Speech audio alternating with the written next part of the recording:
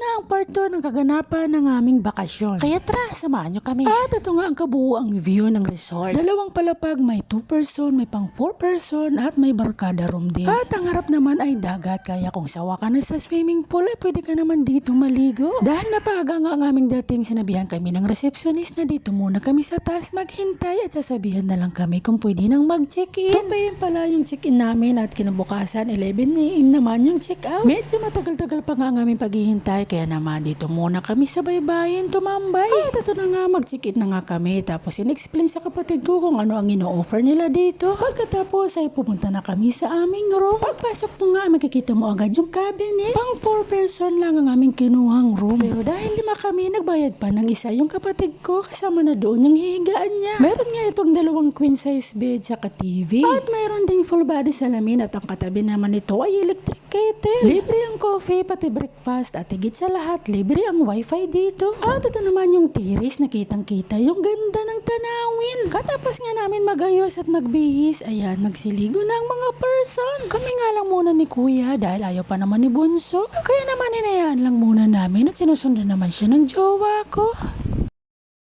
Pas namin sa swimming pool, dito naman kami sa baybayin tumambay. At nalibang ang mga bata dito dahil sa laruan nila. Hindi nga kami makaligo sa dagat dahil tingnan nyo naman ang lalakas ng alon. Halos kami nga lang nakikita dito naglalaro sa baybayin kasama yung mga bata dahil wala namang gaano ang nagbibisita ngayon sa mga resort dahil nga tag-ulan.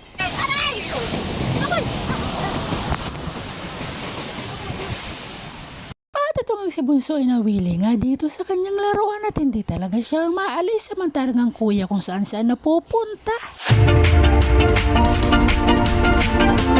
Nalubong ko nga yung mga alon pero siyempre sa ibabaw lang naman yung kaya ko naman. Kaya lang habang tumatagal nakakangalay sa paa at sa tuhod dahil doon napupunta yung persa para hindi madala ng alon.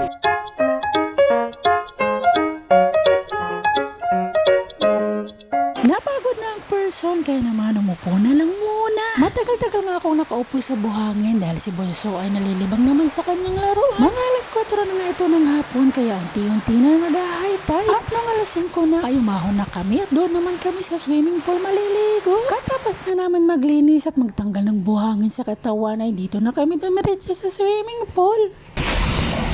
Ano na yung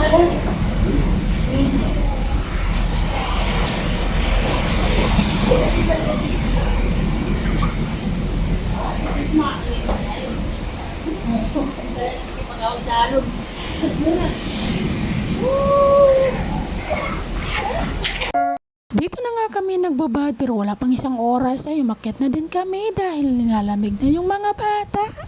Tapos nga naman maligo sa swimming pool ay nagpahinga na kami at nung pagkinagabihan na ay kumain na kami. Kami nga lang yung kumakain dito kaya tahimik lang at hindi maingay. At ito nga yung mga inorder namin. Siyempre bago kumain ay picture-picture at video muna. Katapos itong kapagkain namin ay diretsyo na kami tulog dahil mga pagod na ang person. O siya, hanggang dito lang muna. Hanggang sa susunod. Maraming salamat.